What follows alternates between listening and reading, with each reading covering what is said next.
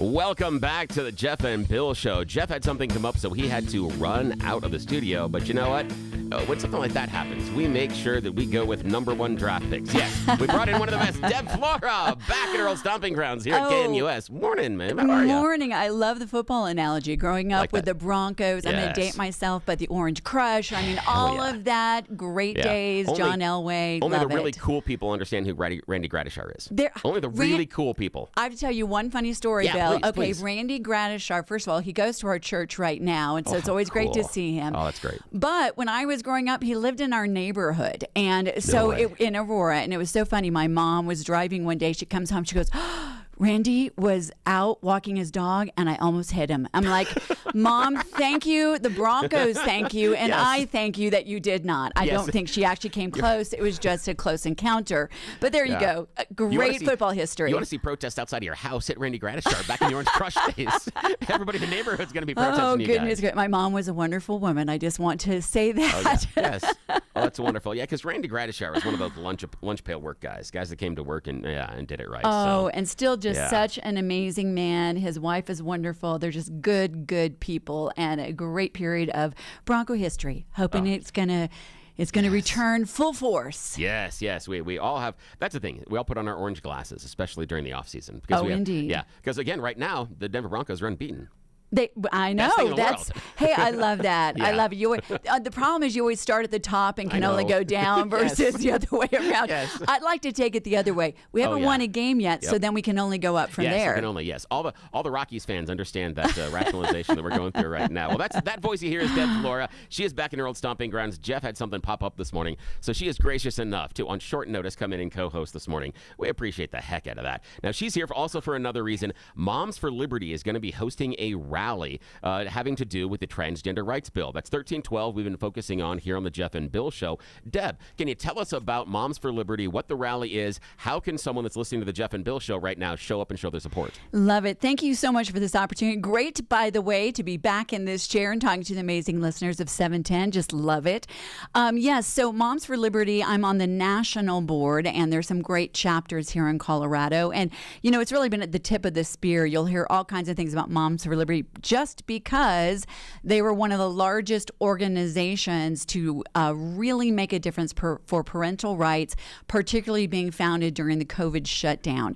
And so what is happening, you all know about 1312. Well, we can dissect that a little bit as well.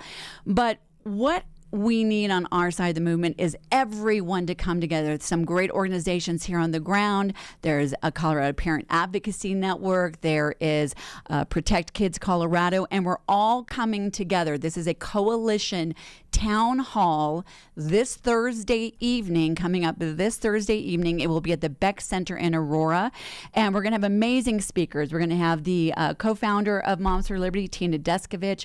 I'll be helping to host and moderate. We're going to have a couple of our legislators to tell us how the heck did this bill get as far as it has gotten.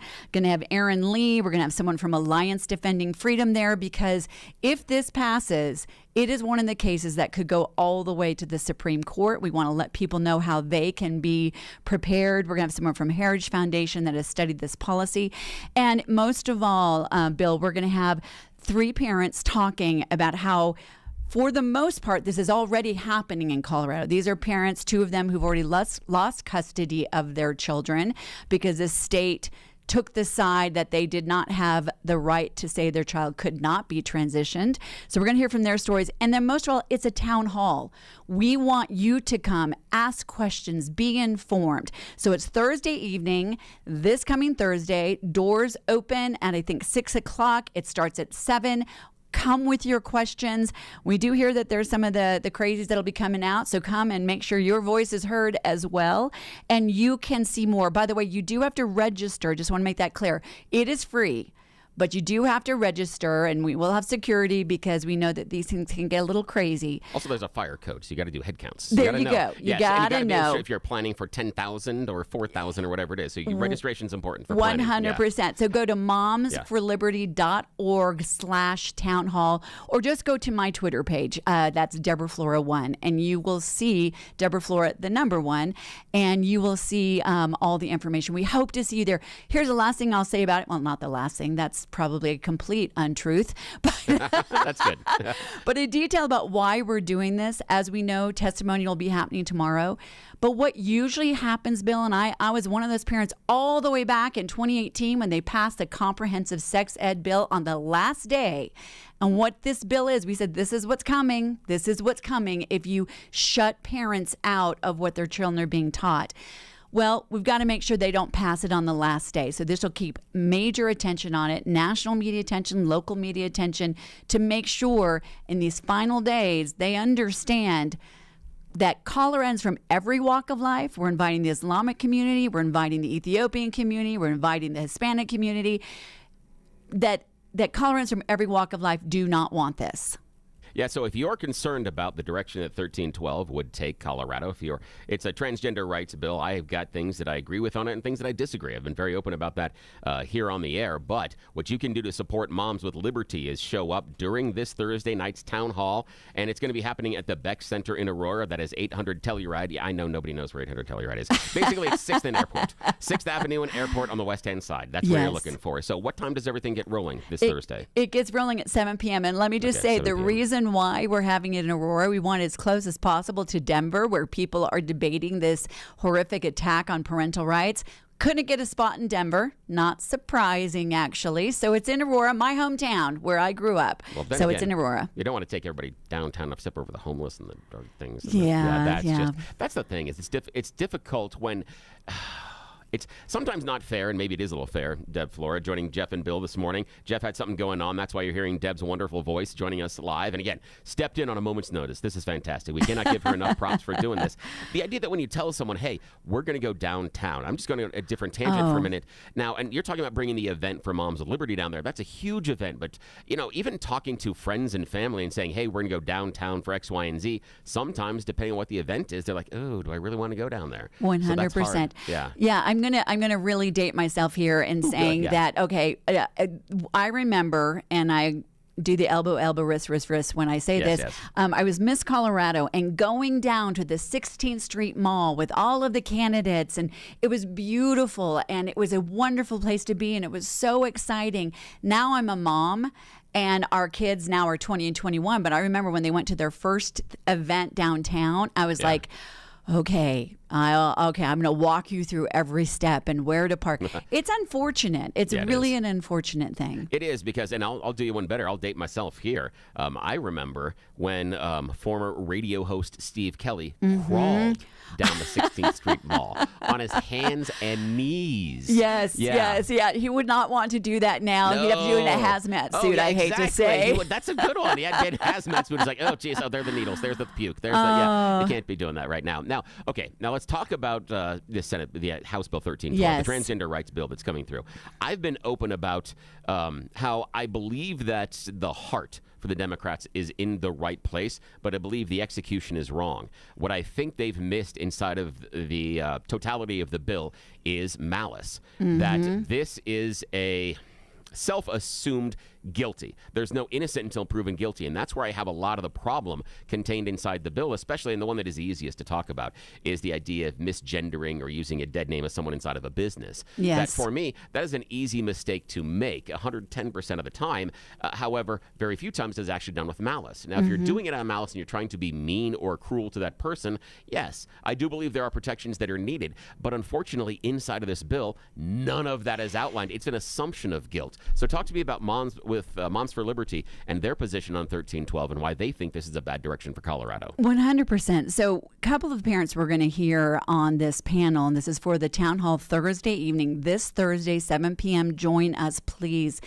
We're going to hear how in a custody battle, if one parent wants to transition their 5-7-year-old, then it becomes a custody issue where the state gets involved and parental rights have been taken away from those who don't agree with transitioning children under a young age.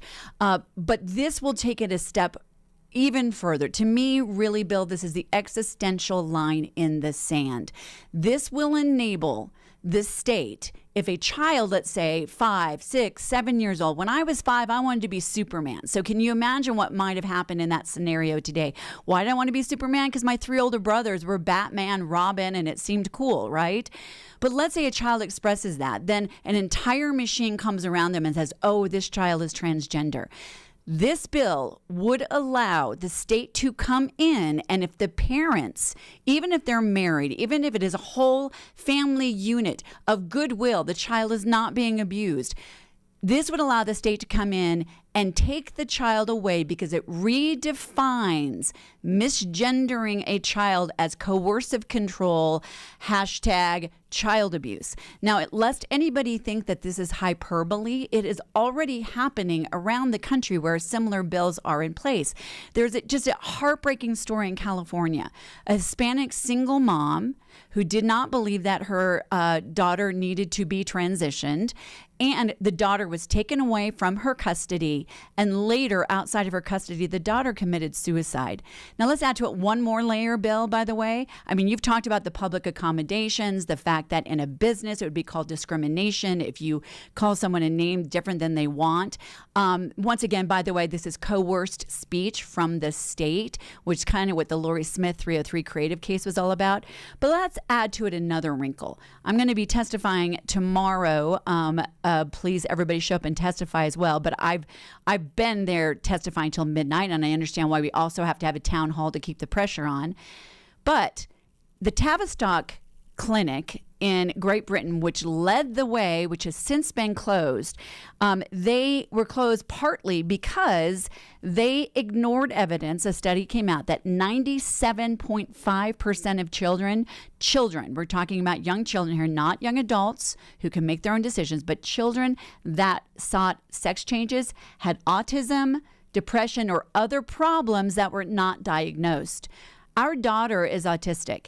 And I sit there and I think, what would have happened if she had been convinced by people around her that the reason why she felt she didn't fit in was because she was transgender, and she was then removed from our house?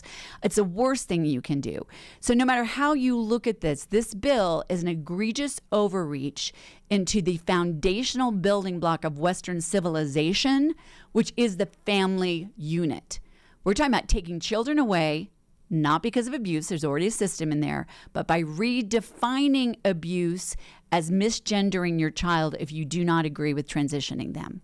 Yeah, see, and I agree with you on the idea of coercive control, and that's where I believe this bill oversteps the boundaries. If they would have, inside of the bill, said in that custody battle that you were talking about, some of the language in there says that it becomes a consideration, and that, to me, seems fair inside of it, because it would be a consideration of how the child is feeling and support on one side or the other inside of a divorce. That seems fair. But when it becomes coercive control, you're right, it begins to border on the idea of child abuse. And that's where I have a problem with this particular bill, even though I'm a strong supporter of transgender rights in so many other areas, because I believe this is the assumption of the affirmative, that they are assuming that you are doing this out of malice, that you're doing this out of a negativity rather than a disagreement or simply a mistake. And there could be two parents that the child is expressing an idea about transgenderism, and that parents can have a reasonable disagreement about what is happening with the child and what they're going through. But I don't think that one side should affirmatively be judged as being the one that is in the wrong. And that's what I see inside of this bill, is that if they would have just stopped with consider, I think then you're allowing the judge to consider what's happening, and then you allow the child's voice, because now the child has a voice as far as what they're doing. But when you get to coercive control, then you're getting into the idea of abuse. You're right. But let's already put it, and it's a good point. And by the way, when I am talking about this, I have learned, by the way, both running for office and being in these movements, I will never assign a motive to anyone. I don't know what's in their thoughts. I don't know why they're doing this. So I'm not saying this is well, this bill's on this show then. Yeah, not because I don't have that superpower. I'm not omnipotent and omniscient. There you go. But the reality is this, even what you were saying about the child knows. let's be honest, we don't allow children under the age of 18 to get a tattoo without their parents' consent. They have to have their consent for so many things. Can't drink, can't drive under a certain age. But somehow we're saying a 5-year-old child actually knows that they are now transitioning. I share this story all the time. When I was 5 years old, I'm out playing with my brothers. I take my shirt off, I put my cape on, and my mom says to me, because I want to be Superman, she says to me, you have to put your shirt back on because you're different. I look down at my very, 5-year-old body and my brothers. I'm like, how am I different? I don't see any difference. That wasn't transgenderism in my case. That was simply the exploration of the imagination. So for us to begin to think that as a society, we can now trust a child to have irreversible surgeries that you cannot actually detransition. People have tried, but there are irreversible changes made. That's one point. Second, the other point is when we say consider, to consider it, the reality is de facto already happening in Colorado is the fact that if one parent does not want to transition the child and the other parent does, and it may involve a custody battle or not, it is already being considered only from the point of view of, in most cases, of the parent that wants to transition. This one person who's going to be sharing their heart-wrenching story on Thursday evening, even the person that was the guardian ad litem from the court was with the LGBTQ community, was pushing the transgender agenda already and all these other things. Look, there is a certain segment of our population that is actually at a young age experiencing gender dysphoria. Then that child needs the real support. But when you have a 4,000% increase of girls identifying as transgender, or you have the Tavistock community, the clinic that closed, the largest ones in the world when it started, saying that 97.5% of the time they realized the child was dealing with different issues, but they didn't explore that. I think it's time we just slow it down a little bit, but always parental rights, unless there is real abuse, parental rights should trump that of a bureaucracy. Because, by the way, I know this as a mom. I'm not a birthing person. I'm a mom. I know my children better than anyone else does. I know that one day they may want to be a puppy dog. The next day they may want to be a pirate. The next day they may want to be a princess. But that is where the breakdown in this law is.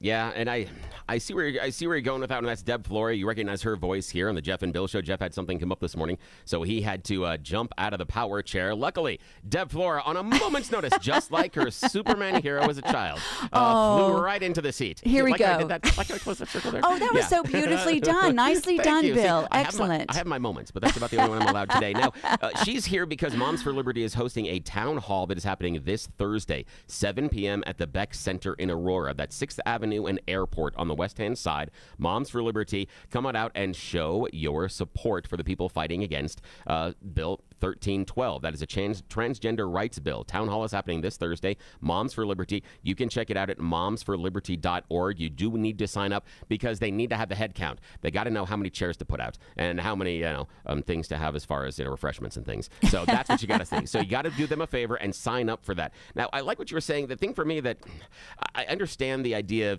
some kids wanting to be a superhero, but I've had experience with children that from Jump Street knew that they were gay, and in some cases even knew they were transgender. I have a person that I know in my life that is transgender, older than I am, and talked about from 5. That same that they always felt they were in the wrong body. So that's the problem that I have, is the idea that I don't think there is a universal one way or the other. And I'm with you on the surgery. I do think that surgery under the age of 18 is absolutely 110% wrong.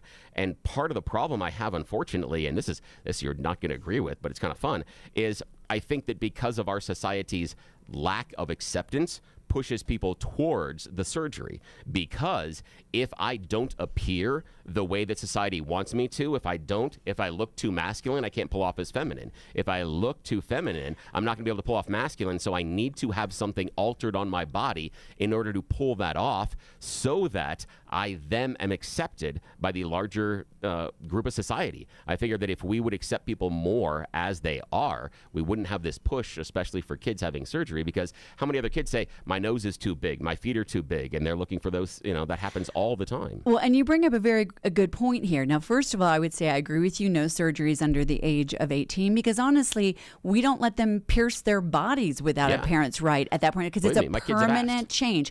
And we also have to say, by the way, hormone therapy is a permanent change. It can cause sterilization. It can cause a change in body and all of that. So we're talking about permanent changes. Give a child a chance to figure it out as they go along. But here's what I agree with you on that, Bill, is that one of my most interesting interviews I ever had right here sitting in this seat when I had my own show was with women from the Women's Liberation Front. They call themselves WOLF. Yeah. They're self-proclaimed radical liberal feminists. We don't agree on a whole lot, and that is great. That is fine. But here's what's happened. That our culture actually, I think, has gotten very intolerant in a different way that maybe you're not thinking of, which is, or maybe you are. We're now saying if you are a boy and maybe you're not just a gung-ho, I'm going to, chew spit and kick and throw the ball kind of boy, oh, well, then you're actually a girl. Or if you're a girl like I was growing up as a tomboy, or our daughter, you can't just be a cool chick. If you're not all about sparkly rainbows and pink, then you're not really a girl. So very early on, we tell these children that there is a narrow view of what it means to be. When I had WOLF, Women's Liberation Front, I had a woman sitting here who is a lesbian, who really didn't like men for all kinds of reasons. I'm happily married almost 25 years. And she was weeping because we are eliminating and getting rid of women, because what happens, it's a much larger trend amongst young women where we might say, yes, I do believe, Bill, there are some who truly are experiencing gender dysphoria when they're young. That has been clinically proven for decades. No one actually argues that. They deserve support, and that's a very different thing. But when we've got this absolutely exponential erasure of maybe someone is gay, well, then don't transition them to the opposite sex necessarily. That might be who they are. But we've now gotten to a point where the very first answer within our system is, you feel awkward? Well, by the way, that's the definition of puberty. But you feel awkward in your body? Guess what? You're transgender. Oh, you're a tomboy girl. Oh, you're a boy who maybe is more feminine. Well, then you're not actually a boy, you're a girl. How about we let children just be children, be who they are, sort it out as they do. I know several adults who are transgender. If you're over the age of 18 or 21 or whatever is the right guideline, honestly, it's a free culture. You do whatever you want to do. It's this permanent change of young kids. And then getting back to the bill 1312. This bill will allow the state to come in and take a child out of the custody of their parents, not a custody battle, but take them away from their parents if they don't agree to transition their child. That's how extreme this is, and it's already happened in other states. This is not hyperbole. Yeah, and I agree with you. That is absolutely 110% wrong and a problem, and I don't want the state coming in and taking the child away at anyone. Now, we're going to step aside. Would love to hear your opinions on Bill 1312. What do you think about the gender roles in society? What do you think about surgery under the age of 18? Is this coercive control if you are forcing a parent to support their child's gender transition? If your child comes to you and says, Mom, Dad, I feel like I am the opposite gender, and you start walking them down a path where maybe they aren't, is it now child abuse? Do you agree or disagree? Give us a call, 303-696-1971, 303-693-1971, or 696-1971. And this is Jeff and Biil Show. Deb Flores sitting in because Jeff had something pop up. We'll get to phone calls here in just a second. You're listening to Denver's Talk Leader, News Talk 710, KNUS.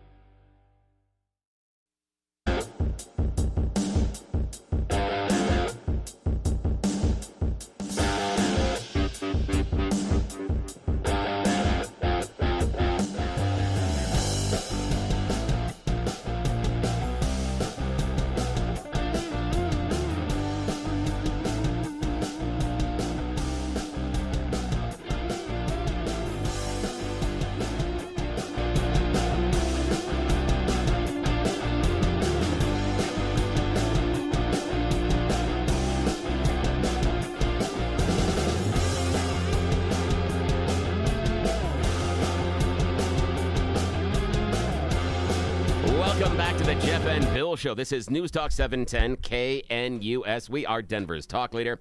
And Jeff had to step out, had something come up in his life. And so, you know how we always talk about it here on the radio show. Life is always more important. Something popped up. Jeff had to run out of the studio. And luckily, just like when you say faster than a speeding bullet, more powerful than a locomotive, ready to leap into the chair at a moment's notice.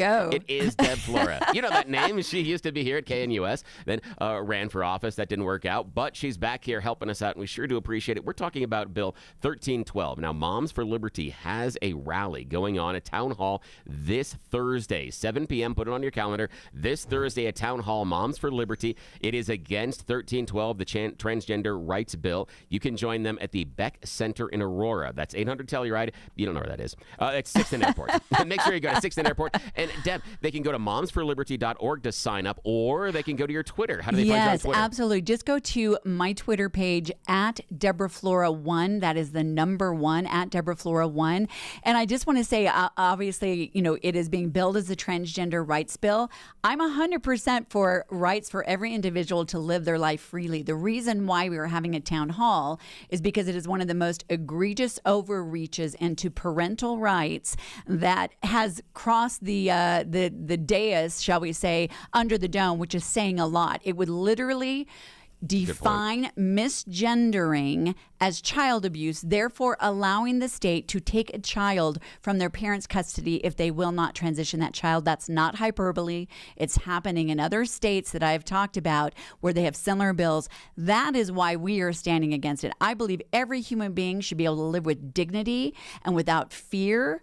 But when it comes to the family unit and parental rights, as the very foundational building block of Western civilization, and the state should not have the right to come and take a child away. And by the way, this isn't just, I want to frame one last thing. A lot of people say, oh, this is Christians against LGBTQ. Nothing could be further from the truth. We've invited the Islamic community, the African immigrant community, the Hispanic community, the Catholic community, everyone. Because this should not even be partisan to understand that parents know their child better than any state bureaucracy could.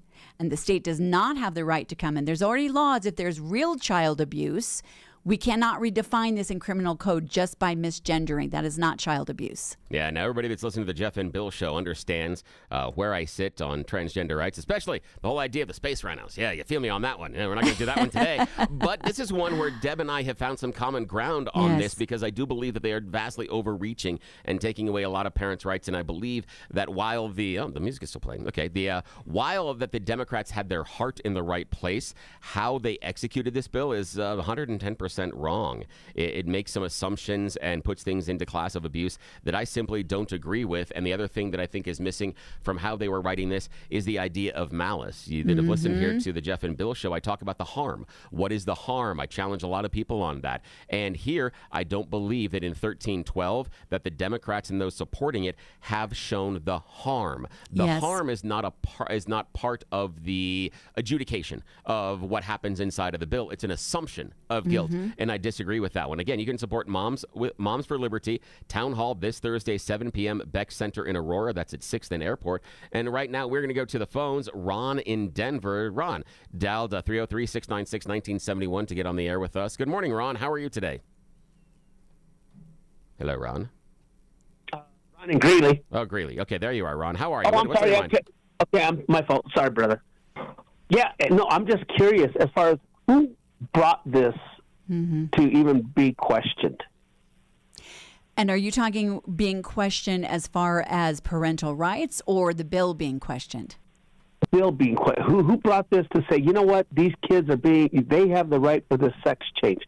Who is doing that? Yeah, you can go to legislative.gov/color or whatever it is and find out who the bill sponsors are. And I want to say, as I shared earlier, I don't prescribe motives to people because I'm not omniscient. I don't know their thoughts. But I will say this is an incredibly egregious overreach. And you will hear, we'll have one of the legislators Thursday night, Jarvis Caldwell, who is on the House Legislative Committee that this came out of. There is some funny business with this bill. It was introduced late on a Friday night. No one had seen a draft. When Jarvis simply asked, have stakeholders been consulted on this bill, because good governance looks like you bring something forward, you hear from stakeholders, you consider all sides. And he was literally told by one of the bill sponsors that, no, we don't want to listen to parents who are like the KKK. I mean, this is where we've gotten in our society, the presumption that there are others that know better for a child than their own parents. Granted, not every parent is good. There is child abuse, but there are laws in place for real child abuse. So I can't speak to their motives, but I can say this is an egregious overreach no matter where you stand on this issue. Well, you know what really disgusts me is that we're living by and double standard is such an understatement. However, you know, when you've got kids that, okay, are they allowed to do drugs? Are they allowed to, you know, drink, smoke, marijuana, get tattoos under the age of 18? And the answer is without a doubt, no, you cannot do that. You need a parental right. You can't get gun. You can't do all these things. But when it comes to the ultimate of a sex change, you know, there was, and I'm trying to remember who it was that said, do you know the level of sickness mentally that you have to be at in order to either want or allow to have your boy have his genitals cut off and go through a sex change? That is permanent, and they're coming out with studies that show people that have done things of that nature that have now gotten older and are so devastated by what they've done. Yeah, well, and here's what I would say to that. That's the point I bring up. I remember, you know, as a mom, our kids are now 20 and 21, amazing young adults. I had to sign a permission slip if they were going to watch an R movie or a PG-13 movie. I had to sign a permission slip for them to get Tylenol or aspirin. We're talking about permanent, lasting changes, and this is where Bill and I actually agree. You know, when we say that young adults, their brain does not even mature, I think it's, gosh, I don't know if it's 25, 35, whatever it is. It's long after 18. They're not allowed to get a piercing. They're not allowed to get a tattoo before 18. And those are external surface level changes. But they're allowed to take drugs that will forever either sterilize them, change their body structure, or surgery. And I shared something earlier. The Tavistock Clinic in UK, who led the charge in this, they ignored evidence. They've since closed that 97.5% of the children seeking sex changes, we're talking children here. If you're an adult, you can live your life freely however you want to, as long as you don't harm others. But 97.5 had underlying other conditions, autism, being on the spectrum, ADHD, things like that. So agree with you, Ron. It's an absolutely crazy time we're in. Yeah. You know, one more thing, and then I'll let you guys go. And I really appreciate what you've given the time for me. The doctors that are participating in this need to be prosecuted for child abuse. This is so sickening. I just am so furious by the thought that this is even on the table, and people that are supposed to be educated are even considering this. Now, Ron, I got a question for you. I got a question. Yeah. When you talk about the idea of the doctors, and again, I believe you, Deb, and I can all agree that we don't think that kids under the age of 18 should be going through surgeries, and we could talk about even some of the hormonal replacement therapies I think are unneeded and shouldn't be done when they're younger. Could some of this idea be solved by just accepting the kids as who they are, rather than telling them they need to represent one specific ideal about what is male or what is female? Could we just support the kids rather than the idea of telling them they need to have surgery in order to meet an ideal, in order to be accepted as how they feel? You know, without question, there are those times, the phases, if you will, that kids go through. And I don't know what percent, I don't know the studies of what percent of them are phased. I do know that they said that, I believe it was Angelina Jolie and Brad Pitt's kid that wanted to dress like a boy. They let him dress like a boy, do all of that stuff, entertained it, and she grew out of it. Yeah. And she's this beautiful woman, and she went through the phase. Yeah, and I appreciate that, Ron, and we got to run. I hate to cut you off right there, but I agree. The idea that if we would support the kids and these type of things and let them do that, they would probably come back, and some would make different choices. Some would continue on the transition journey. Some wouldn't. And so that's a problem that I worry, is that I think sometimes the fix is maybe worse than the medicine, that we're having them try to reach to ideals that maybe we can't. Well, and they let me grow up and want to be Superman with my brothers, and then I ended up being Miss Colorado. So there we go. I got the full journey. Nicely done. That voice is Deb Flores. She is back in the chair here at 710 KNUS. Jeff had something come up in his life, and so he had to jump out. But just like that Superman hero, Deb arrived faster than a speeding bullet to hang out with us today on the show. Ooh, yes, my cape is flowing in the wind, yes, Bill. It is. Thank you. And the cape looks so much better on her. So, yes, give us a call, 303-696-1971, 303-696-1971. What do you think about the Transgender Rights Bill 1312? Is it overstepping bounds? Is it creating a class of child abuse that we don't need? Is possibly this push for transgender rights going to create a backlash here in Colorado and do more harm than good to the actual community they are trying to protect? We want to hear what you think. Right now, we're going to step aside. Give us a call, 303-696-1971. This is Denver's Talk Leader. We are News Talk 710 KNUS.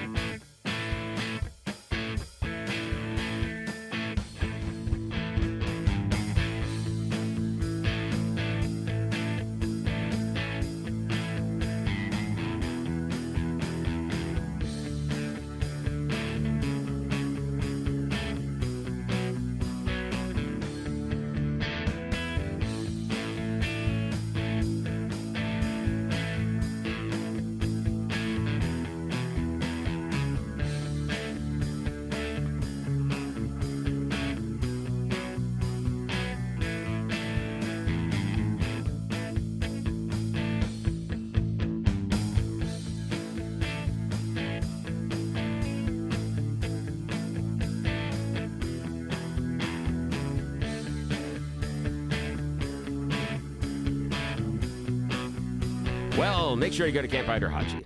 Did some bad math. We are running out of time. Deb Flora, we only got like 15 seconds. Tell us again. It's going to be this Thursday night, Town Hall, Beck Center in Aurora. Yes. Thank you so much. Come to make your voice heard. Ask questions. Going to have an amazing panel. This is about 1312. Go to my Twitter feed at Deborah Flora, the number 1 at Deborah Flora.